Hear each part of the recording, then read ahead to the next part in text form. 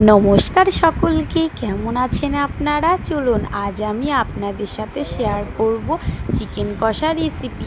এই রেসিপিটি গরম ভাত বা রুটি পরোটার সাথে খুবই সুন্দর লাগে।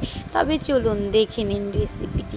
প্রথমেই 4 পিস আলু ভালো করে ভাজা ভাজা করে নিল, দিয়ে তুলে রেখে আবার চিকেনগুলো ওই তেলের মধ্যে দিয়ে দিল, দিয়ে ভালো করে একটু ভাজা ভাজা করে নেবে। এমনভাবে চিকেন কষা রান্না করলে খুবই সুস্বাদু হয়।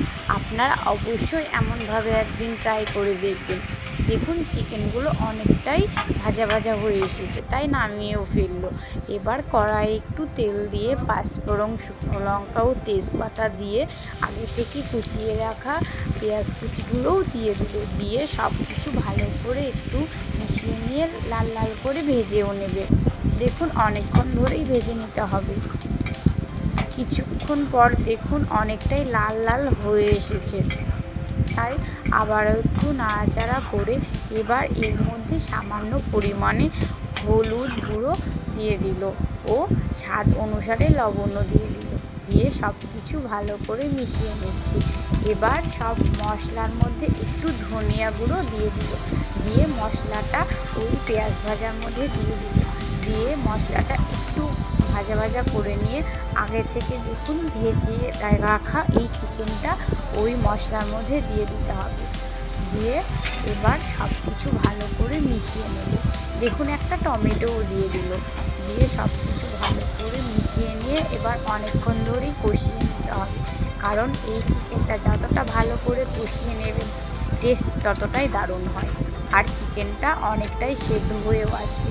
কারণ যেহেতু আগে থেকেই চিকেনটা ভেজে নেওয়া হয়েছে, তাই বেশি সময়ও লাগে না।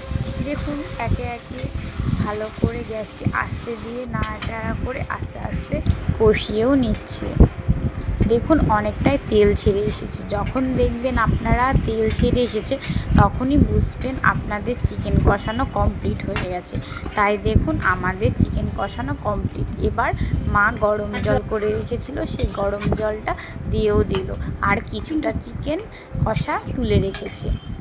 দেখুন এবার ভালো করে নাড়াচাড়া করে অনেকটাই ফুটে এসেছে, তাই এবার কিছুটা পরিমাণ গরম মশলা গুঁড়ো দিয়ে এবার নামিয়েও ফেললো। আজকের রেসিপিটি আপনাদের কেমন লাগলো অবশ্যই জানাবেন, আর ভালো লাগলে একটি লাইক ও কমেন্ট করবেন, আর চ্যানেলটি সাবস্ক্রাইব করা না থাকলে অবশ্যই সাবস্ক্রাইব করবেন। দেখুন মা আমাকে খেতেও দিয়ে দিয়েছে। খুবই সুন্দর হয়েছিল আজকের রেসিপিটি। তো আজকে আসি, আবারও দেখা হবে নতুন কোনো রেসিপি নিয়ে।